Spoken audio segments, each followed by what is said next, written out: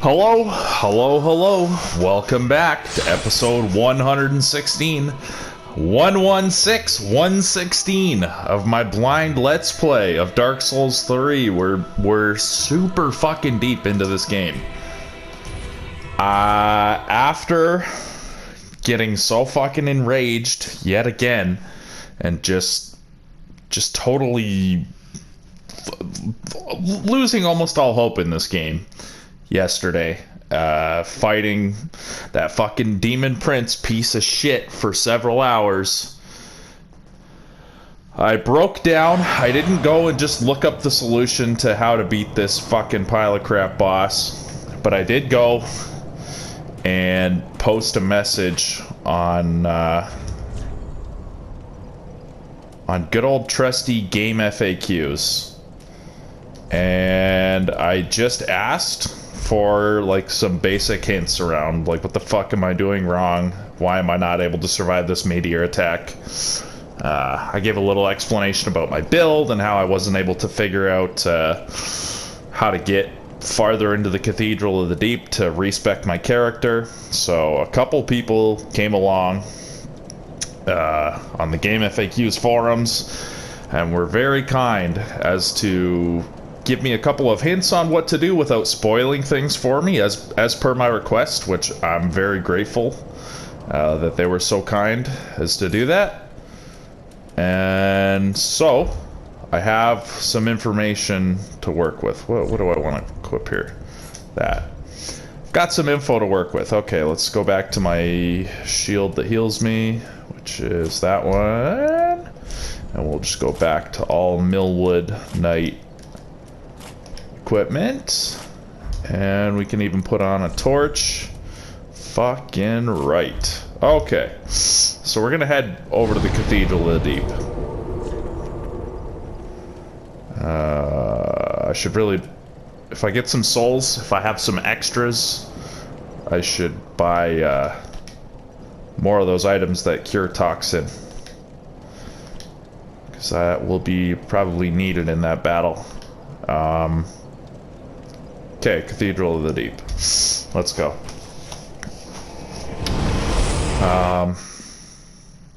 So I'll get into the hints I got. Basically, the Cathedral of the Deep. Apparently, there's a ladder, and I have to get to the other side of that balcony up top by like finding a ladder outside and then coming through the roof somehow and coming down from the rafters,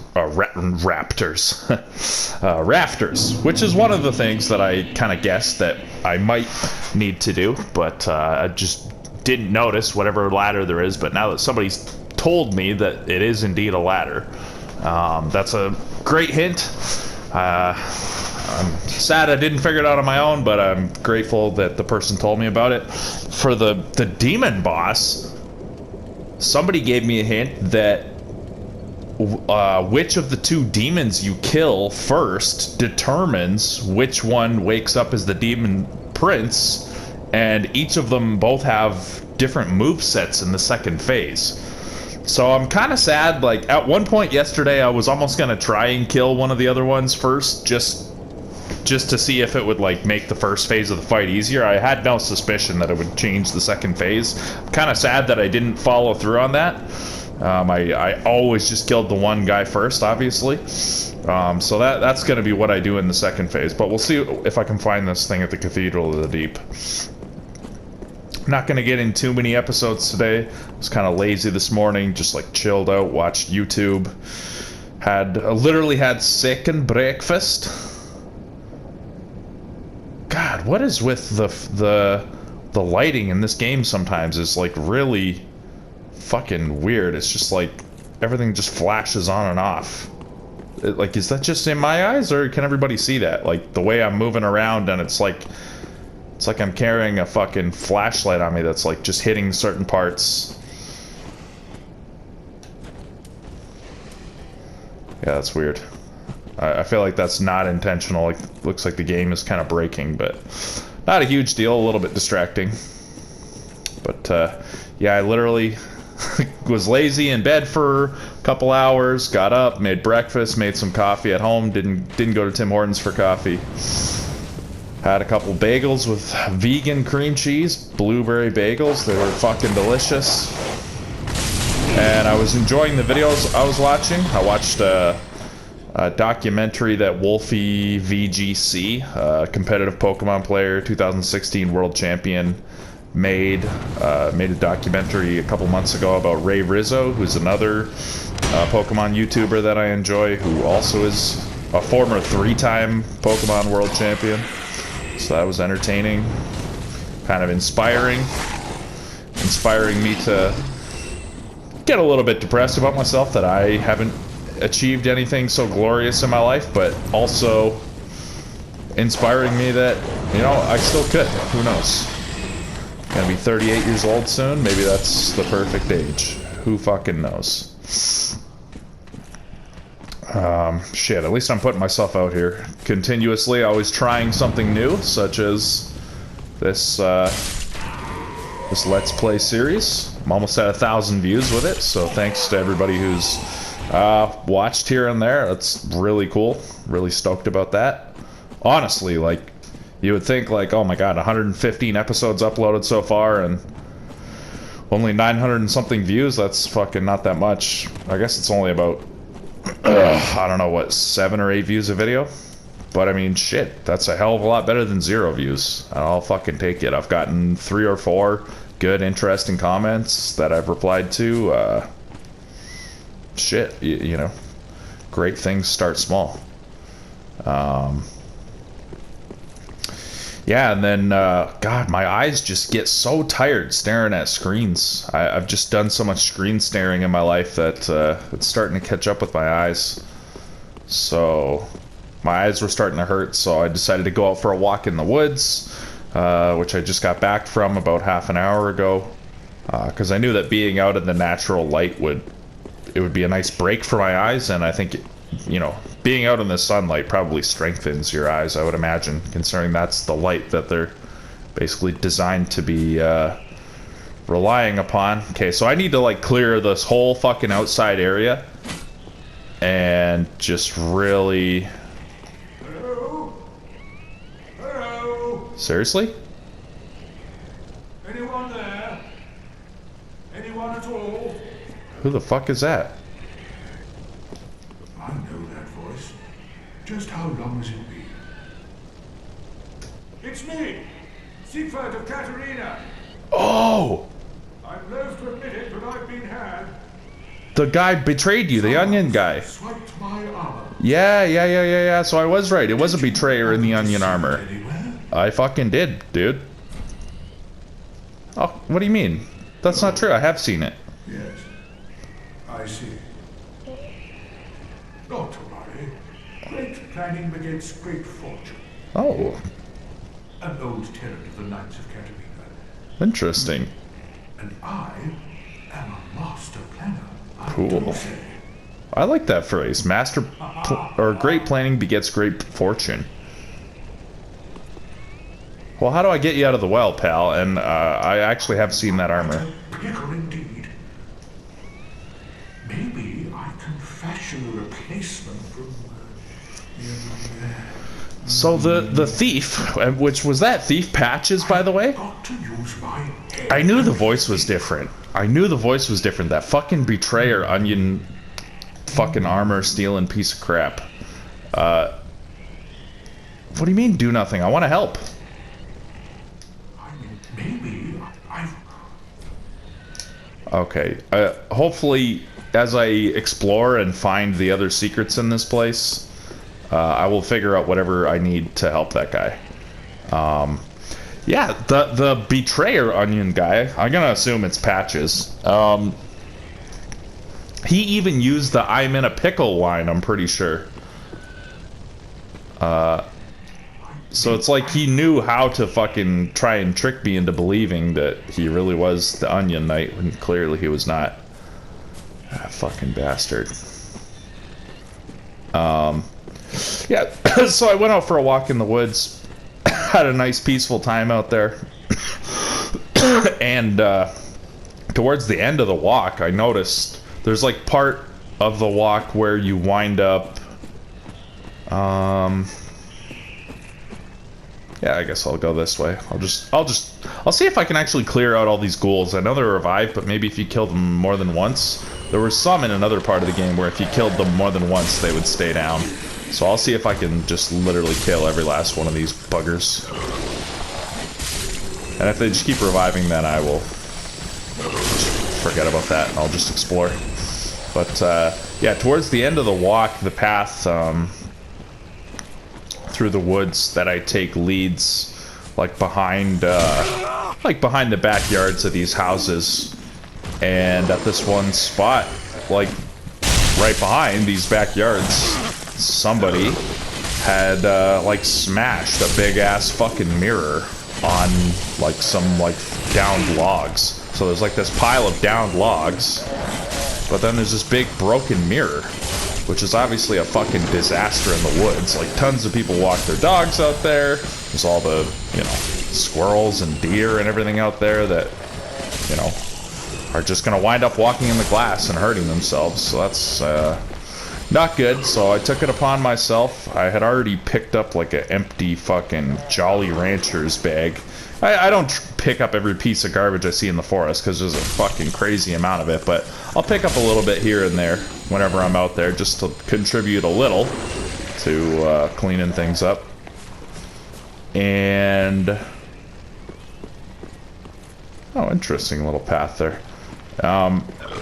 So I had like a little empty Jolly Ranchers bag on me, so I was like, well, I can at least fill this with some of the small glass and carry a few of the bigger pieces, but I'm gonna have to come back tomorrow with like a cardboard box, or I gotta be on the major lookout for a ladder, by the way, once I get over to the cathedral. Yeah, I'll have to come back tomorrow with a cardboard box or something.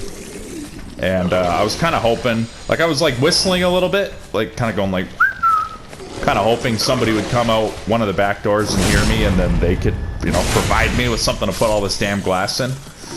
Nobody was coming, so I'm like kind of frustrated at the whole thing, but whatever. I just pick up what I've got, and I'm just trying to orient myself. That's why I keep walking, I keep retracing my steps, because like this place is kind of maze-like. I'm just trying to ensure that I like don't miss any paths. And it's hard to do while I'm telling a story. But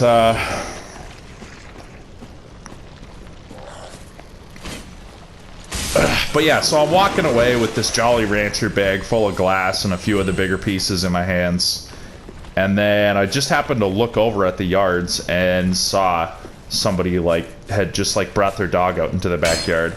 So I was like, okay, fuck it, I'm going back. Hopefully they stick around long enough for me to go and hail them down.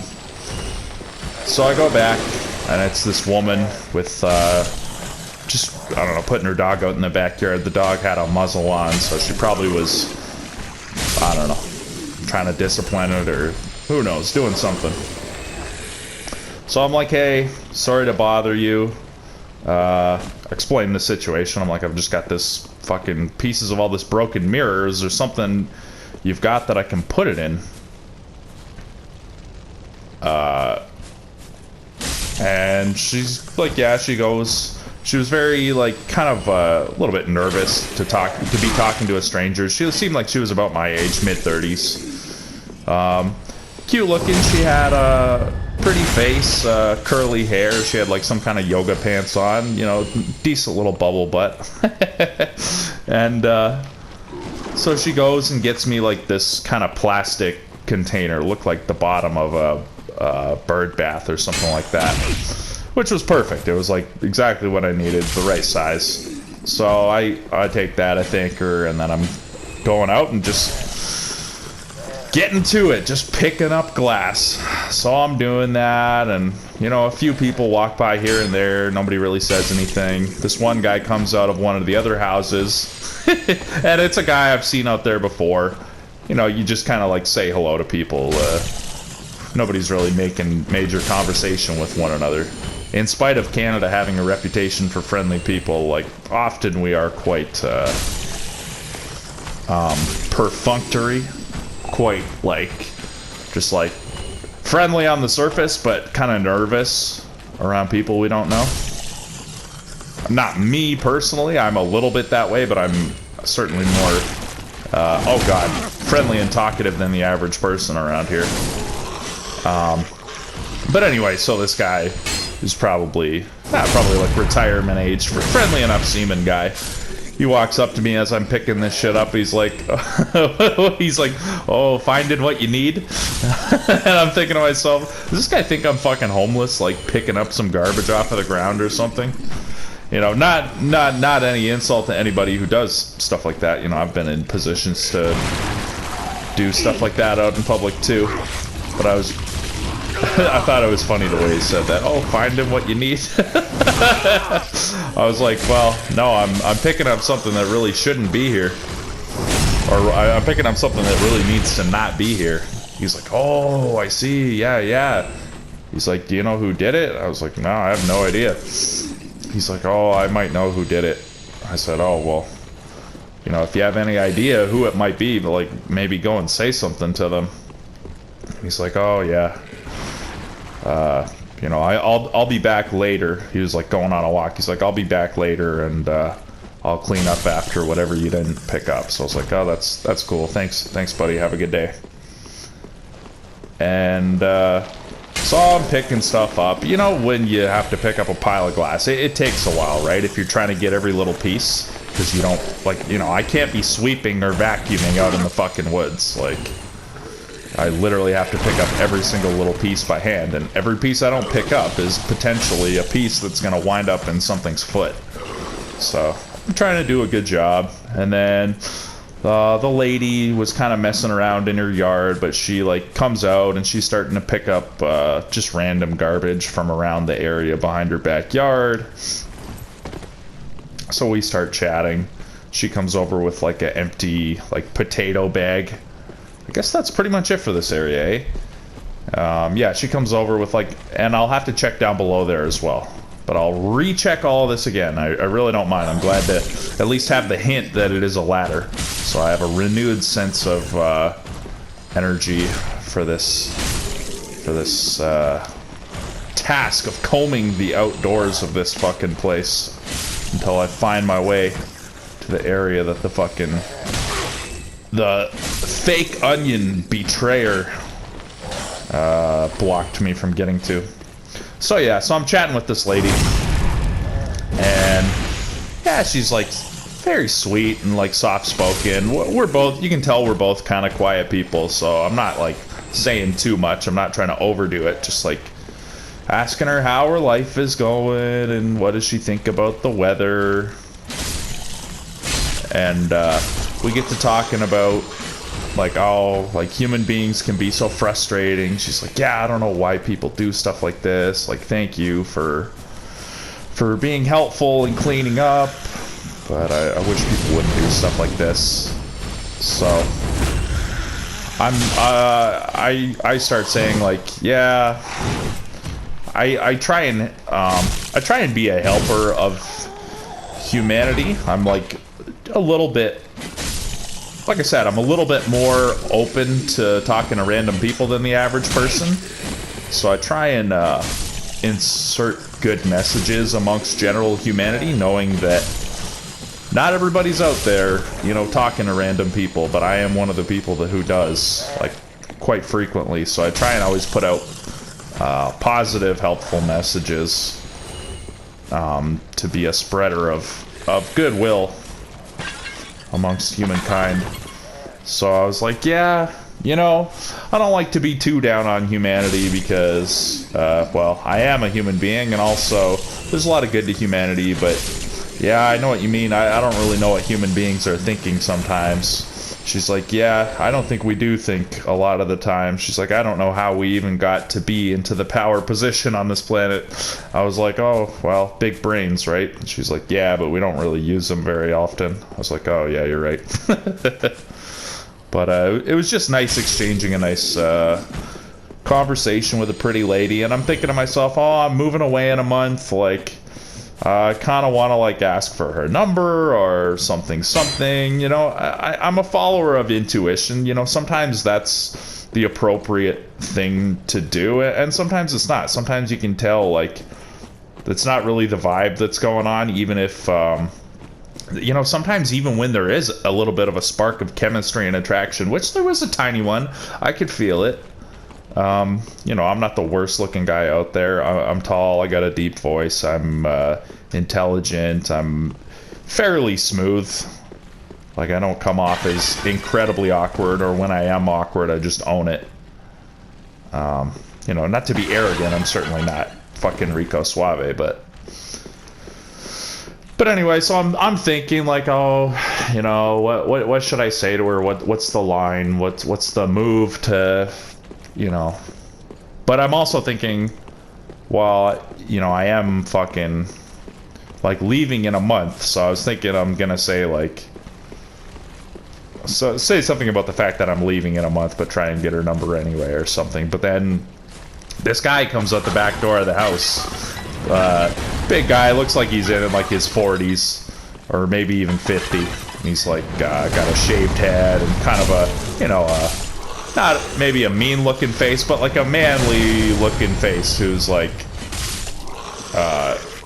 you know, probably a guy who's seeing what the fuck his girlfriend is doing out talking to some guy in the forest behind their backyard. So I'm like, ah. And she's like, oh, hey, Paul. He's like, oh, what's going on?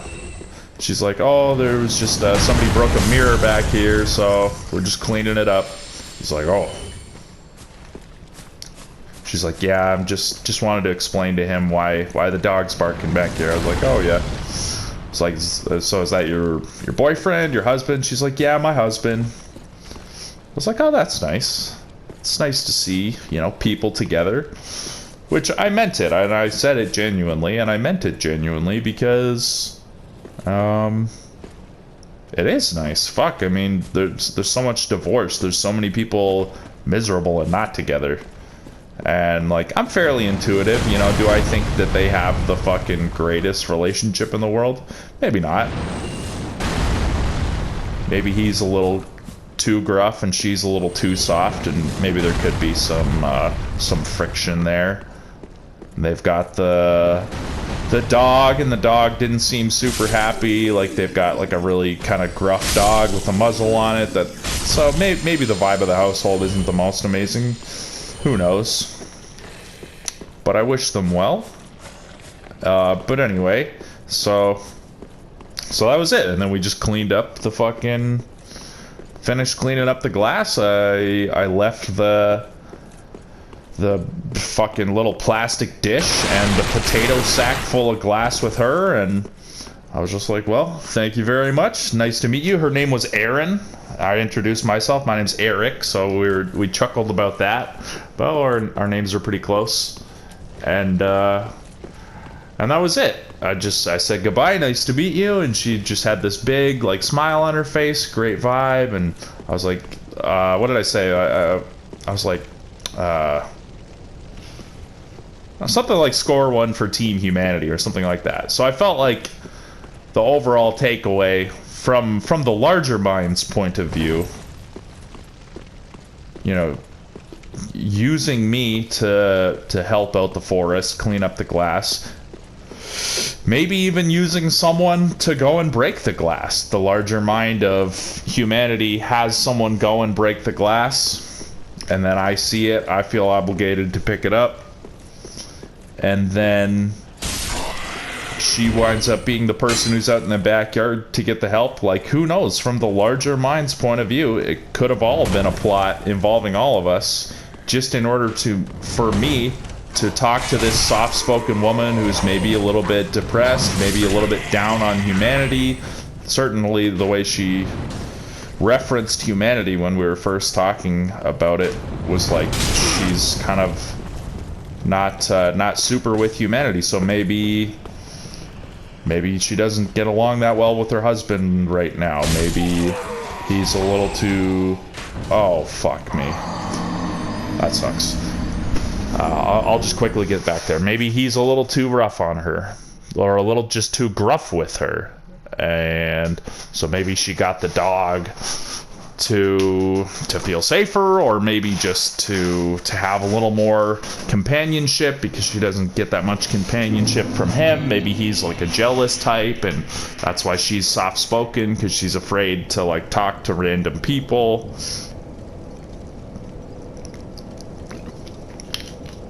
Who knows? I'm just taking intuitive guesses. I expect that I'm probably correct about some of these guesses. But anyway, the overall takeaway was I felt good to have this little heart-to-heart connection with this pretty lady.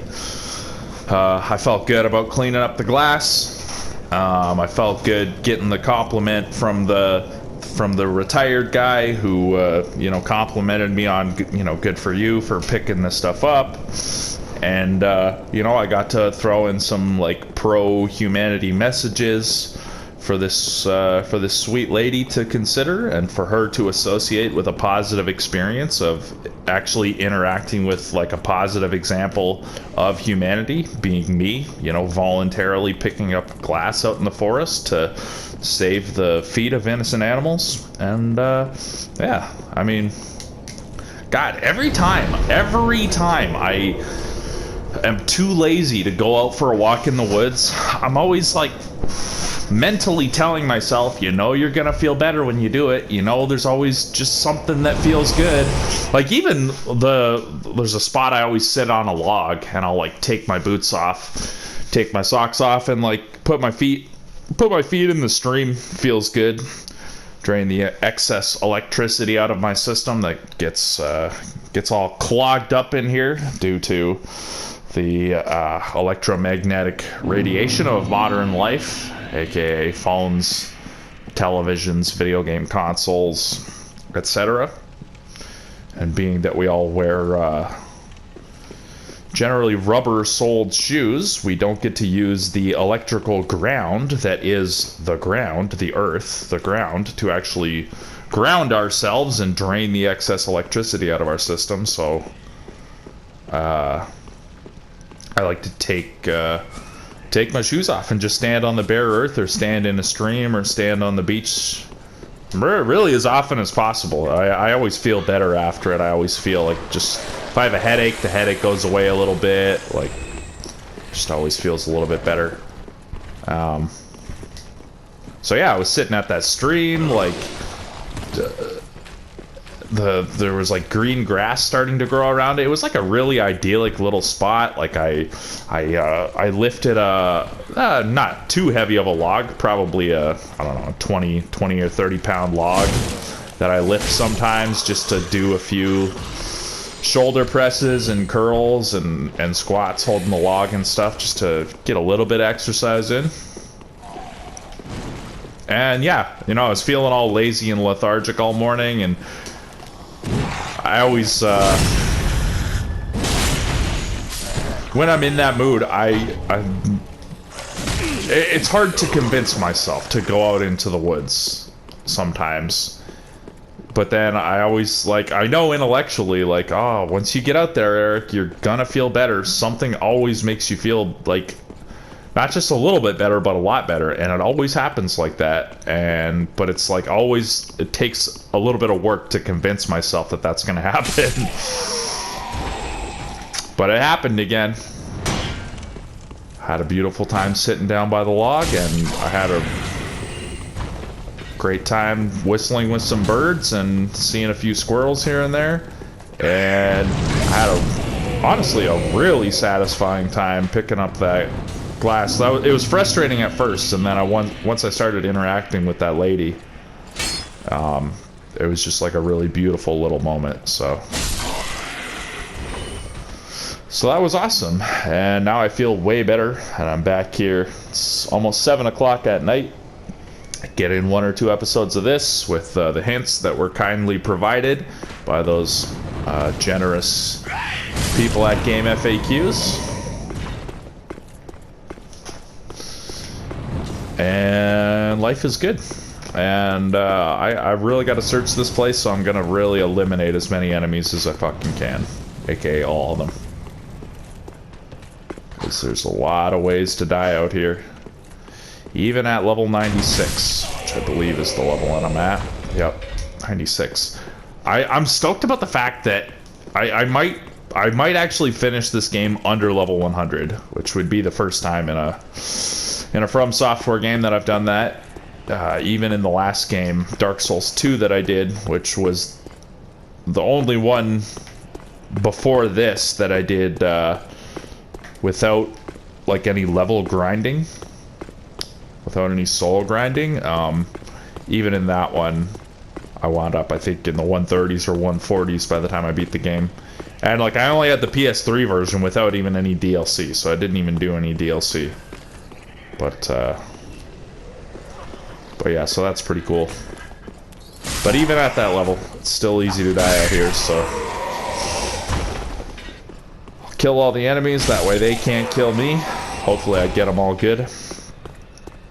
And that eliminates the chance of them, you know, knocking me off the edge. I could still obviously fall off of many of these edges on my own, but hopefully that won't happen.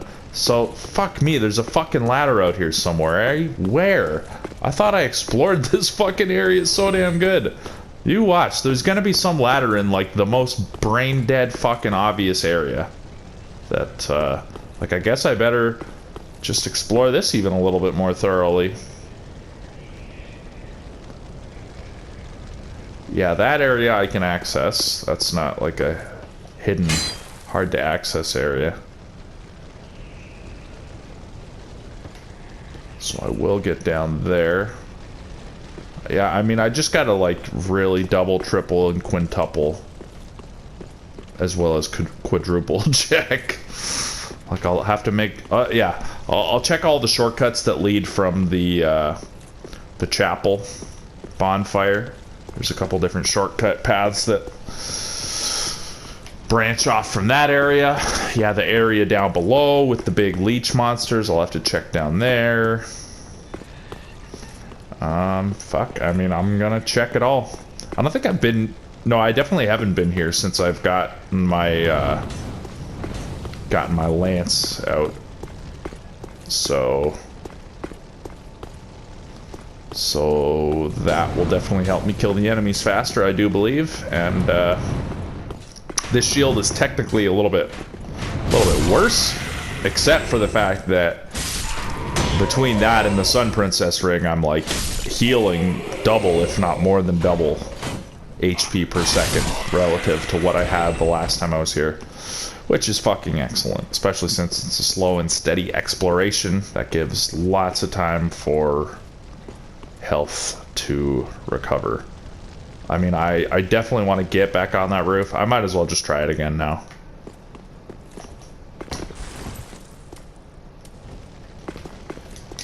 I mean, I when I was up here last time, I already had it in my head that I should be looking for a ladder. Oh boy. And obviously I didn't find one, but fuck. I mean, I told that story the last time I was doing these episodes exploring this place about when I was a kid, not finding my coat in the cloakroom at school when my mom came to pick me up in grade 8 in the middle of the school day. And everybody telling me, go check the cloakroom again, Eric. It's gotta be in the cloakroom. And I was like, no, I already checked it. It's not in there. It's not in there. And in the end, where was the coat? It was in the cloakroom, right where I fucking put it. So, you know, whoa, slow frame rate on that fucking shadow. That was funny as hell. So yeah, I mean, this ladder, I mean, it's got to be somewhere. I do not believe that that guy lied to me, or girl, whoever it was on Game FAQs. I do not believe that they lied to me. So we will explore until we find the ladder of destiny. Thrall axe. There are a few difficult enemies down here, such as this fellow. Oh, a two-shot. That is incredibly satisfying. Bing. Oh, a one-shot. No fucking way. Ooh, longsword. Back in Dark Souls 1, I was before I found the Dragon Tooth, I was basically a longsword main, and I had a bunch of different longswords. I had like a fire one, you know, a basic one. I had like a lightning one. I had like, I tried to have a longsword for like every element and every configuration, basically. That's a dead particular individual, right? Indeed. I mean, I feel pretty satisfied that I've poked all the damn walls. Okay, so there's an imp that's gonna fall down here. Oh, you were ready to attack me quite quick, weren't you there, fella? Gotta be really careful about this stupid fucking fire priest fucking thing over here that can grab me.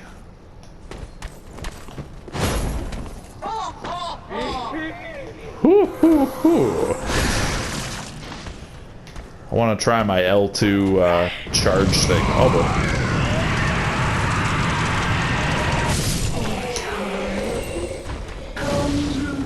nope, not happening. One shot. Fucking right. The L2 to R2 combo. Fucking love it. These enemies can get one shot. Oh. Nope. Get fucked, pal.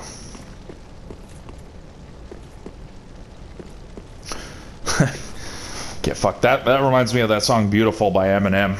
I have memories of when that CD Relapse first came out, and my friend always coming over to my apartment I was living in, and we would be playing Street Fighter 2 HD Remix and Mirror's Edge and Resident Evil 4 and a couple other games on his Xbox 360, and he would always have a couple different CDs going. One was a CD by an Iranian pop artist called Arash. Arash. Arash, I remember him. And I remember, yeah, oh, Relapse by Eminem. That is a really good CD. Very fucked up CD, but I mean, it's him, I think, just like spitting out a lot of poison of a lot of trauma he experienced in his life. Eminem's not my favorite artist, but he is obviously very talented. And, he has been my favorite at certain periods of my life. I mean, he is really good. I think overall he is a benefit to humanity, even though some of what he puts out is kind of fucked. I read the back of one of his more recent CDs, Songs to Be Murdered 2 or something like that. I can't remember if it was part 1 or part 2, but he even said on the back of that CD that he's kind of like trying to let you know that yes, he's part of the evil elite, he's part of the Illuminati, but he's trying to shock humanity into awareness of what is actually going on this planet. That's what I took from it anyway. Basically justifying the crudeness and the vileness of his music by saying, like, I'm trying to wake you up, motherfuckers. I'm trying to wake you up and make you realize that there is a problem. But anyhow, yeah, oh, they can all get fucked. Yeah, when I said get fucked, they can all get fucked. Just stay true to you. So wear my shoes just to see what it's like to be me. I'll be you. Let's trade shoes just to see what it'd be like to feel your pain. You feel mine. Go inside each other's minds just to see what we'd find. Look at you through each other's eyes. And don't let them say you ain't beautiful. So they can all get fucked. Just stay true to you. So that's a really good song.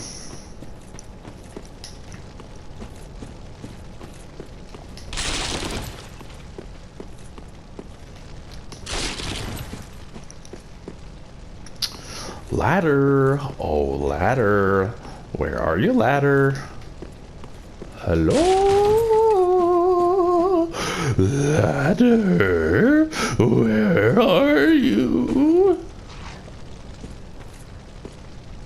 Oh, there's another enemy. I mean, yeah, I guess I should be checking every one of these fucking pillars. I'll check every side of every one of these pillars. Seems a little bit excessive, but whatever. I mean, if it's on the side of one of these pillars and I don't check, I'll be kicking myself for not finding it, so.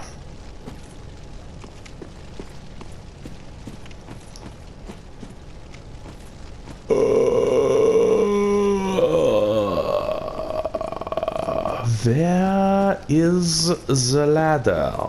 The ladder is somewhere. Where is that somewhere? These are the questions we must ask ourselves when we are looking for such ladders in such times as these.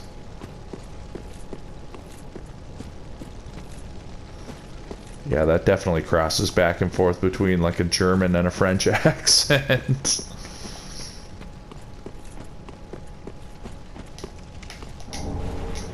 Oh mon Dieu. For those of you who don't know, that's French for oh my God. As in Dios mío, my God. As in Deus ex machina, God in the machine. As in deology, aka theology, study of God.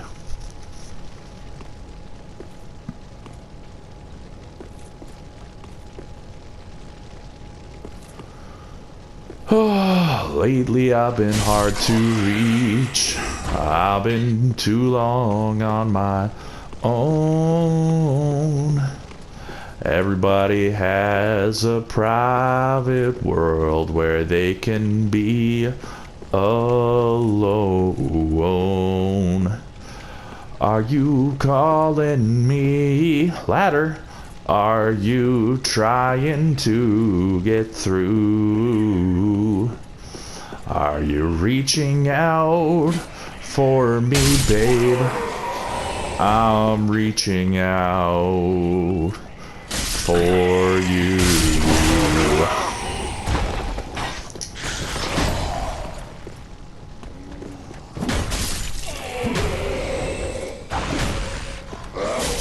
I'm just so fucking depressed, I just can't seem to get out this slump. I took my bruises, took my lumps, turned round and I got right back up, but I don't know how or why or when I ended up in this position I'm in. Something picked this pen up to make an attempt. I guess I need to admit that I'm done with rap. I need a new outlet. I wish I remembered all that.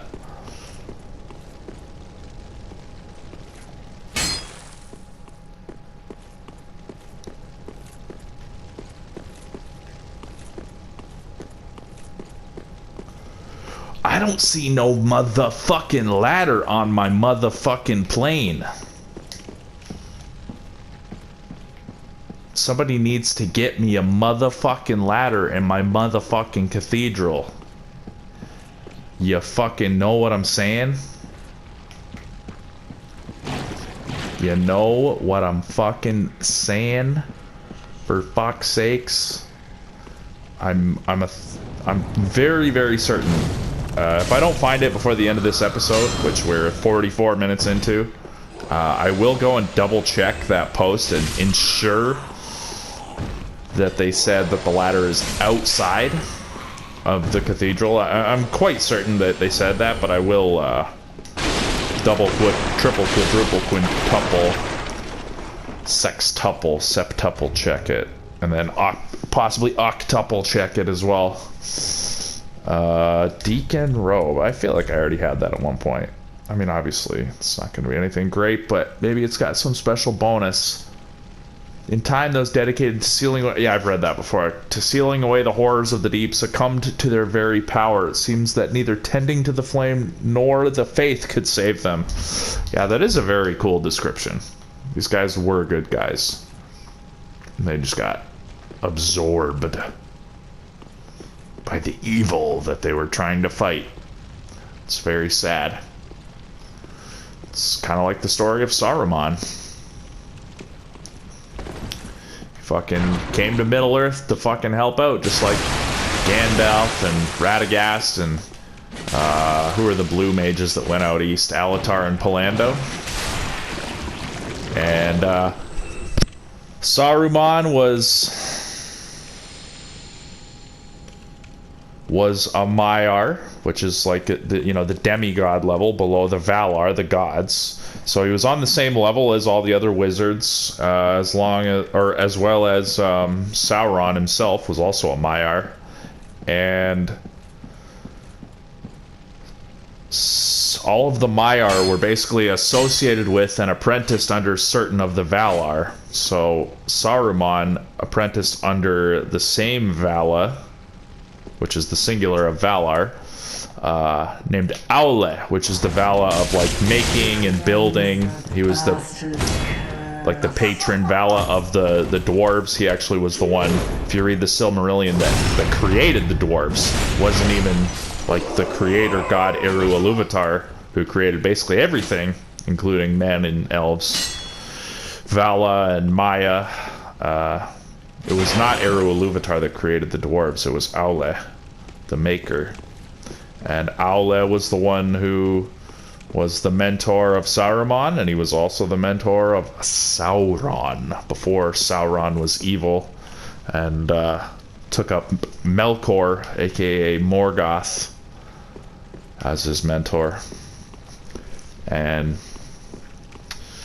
perhaps that's what made him more easily succumb to the evils of Sauron in Middle-earth and into the folly of believing that he could do something good with the ring, that he could compete with Sauron instead of trying to just destroy the ring, as was his mission. Well, no, that wasn't his mission. The wizard's mission wasn't to destroy the ring, it was just to come and help Middle-earth, but he should have known better than to try and take the ring instead of trying to break the ring. But it's just how it went. That's just how it went, and that's why like Frodo and Gandalf of them like continued to have fucking pity for him, because they knew like he was a very great being that still had a lot of potential and could have helped more. But he wound up dying to the end to his whipped slave, Grima Wormtongue, at the end of the Battle of the Shire.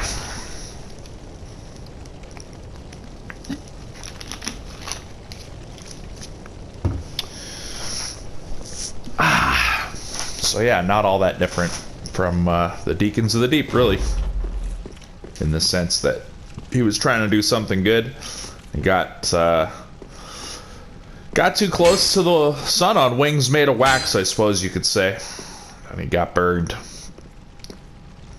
Got burned from the inside.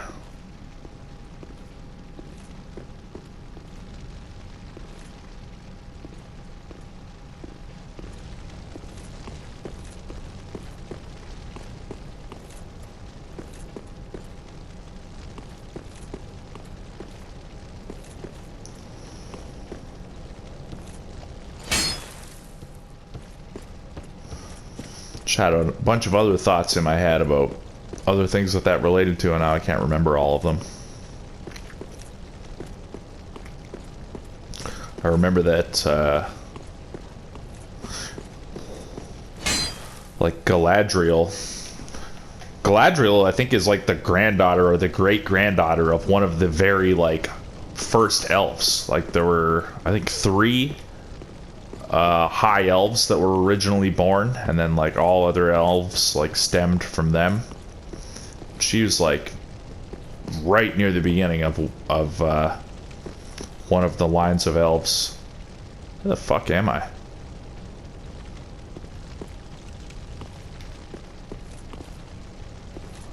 Oh, that right, the elevator took me here, and then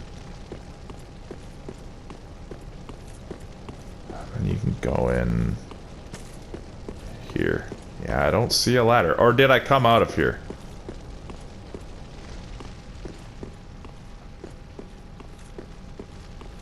Yeah, I came out of here. Okay. Yeah, and when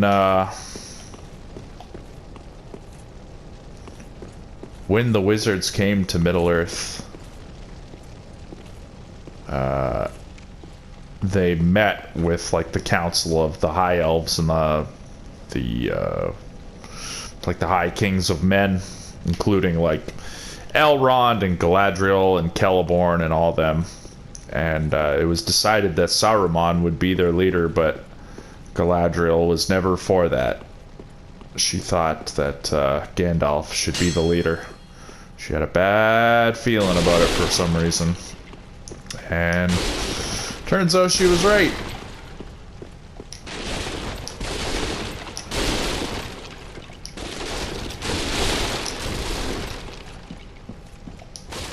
Not that we should judge Saruman too harshly. Even Gandalf was afraid of the ring and afraid of even possessing it.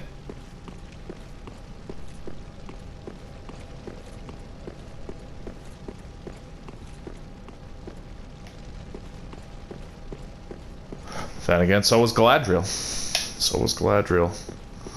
Many passed the test with the ring, but many others did not. And Gandalf, basically the wisest being in Middle-earth, in the times of the story of... Oh, this is where I am. So, where did I get to here from? From over here, it must have been, right? Yeah, even Gandalf didn't judge any of the people that fell from the ring. Even the orcs he like had huge pity for, and I believe he even had pity for Sauron.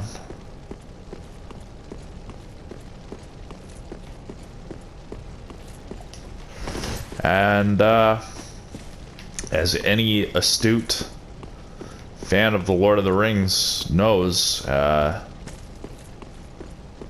you know, of all the different people who tried to destroy the ring, basically none of them succeeded on purpose. Not fucking Isildur, when he cut the ring off of Sauron's finger at the end of the Second Age. He went into Mount Doom with Elrond to fucking get rid of it, and it fucking took him over, and he didn't have the will to resist it. He decided to take it as a weregild. A gift or just something to remember the victory and his dead father by.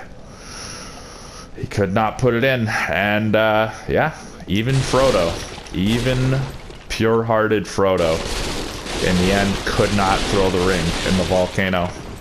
And it was only due to, as Gandalf put it, the pity of Bilbo.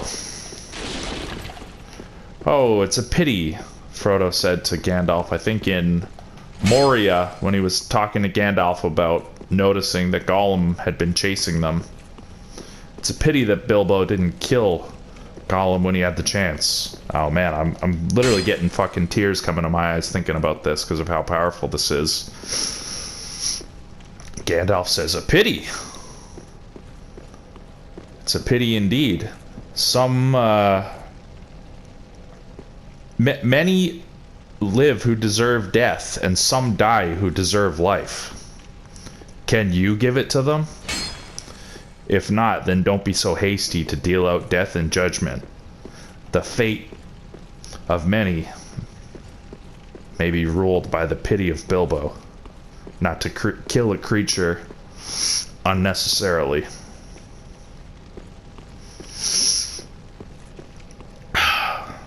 And, fuck if Gandalf wasn't onto something, because that's the only fucking thing that put that goddamn ring in the volcano, was the fact that Bilbo and Gandalf and Aragorn and Frodo and everybody else that had a hand in it were all fucking wise enough and loving enough to not fucking kill Gollum needlessly, knowing that he was just a poor fucking innocent hobbit once who was taken over by the ring as well. They fucking let him live and just live his pitiful existence, and it was Gollum in the end, not wanting to see Frodo, who had been taken over by the ring and put it on his finger to take it for himself. Gollum couldn't bear to see that fucking ring go to anybody but himself, so he went and bit Frodo's goddamn finger off. And as he was gloating in his glee of finally having acquired the ring after so many years without it, fucking tripped and fell in the damn fire. So, really, Gollum is the hero of Lord of the Rings.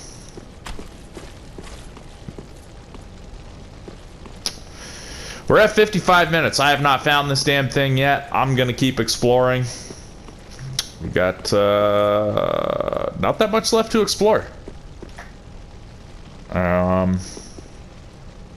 Fuck, that's fucking crazy. Like, that's the inside again. Really, the only place left to explore is down here and around the outside. 2 trailer park girls go around the outside, around the outside, around the outside. Chick, chick. Back to the Eminem. Not quite as beautiful and poetic of a song as Beautiful, but still a good one. Oh, Without Me, right? That's what that song was. 56 minutes. Fuck me, man. Where's this fucking ladder? Where is the ladder? I am needing you, ladder. Please reveal yourself to me. There is no need to hide. I will not harm you, ladder. Get the fuck out here, ladder, you son of a bitch! It puts the lotion on its skin or else it gets the hose again. Excuse me, I don't know what came over me there. Hashtag nice guy, hashtag nice girl. I'm not like all those other guys, baby. I'm sweet and sensitive and nice. Yeah, I don't really like you like that. I just like you as a friend. Fuck you, bitch. You're fucking ugly anyway.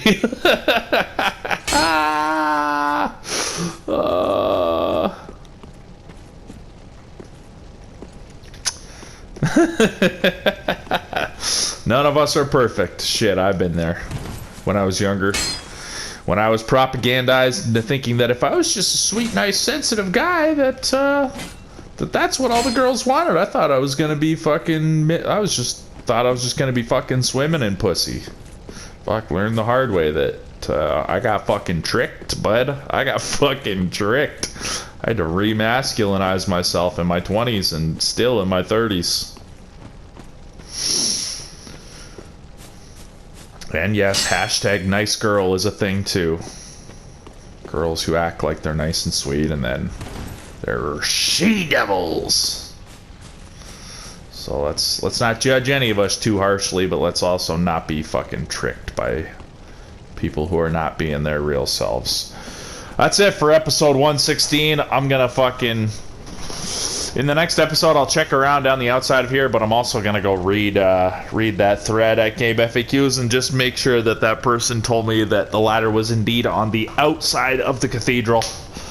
Thanks for listening. Let me know what you think about my commentary, about Lord of the Rings, about Eminem, about this game, about Game FAQs, about Life on Earth, about chance encounters with interesting people while you're picking up garbage in the woods. And hope you're having a good day, and I'll see you in episode 117. Peace out.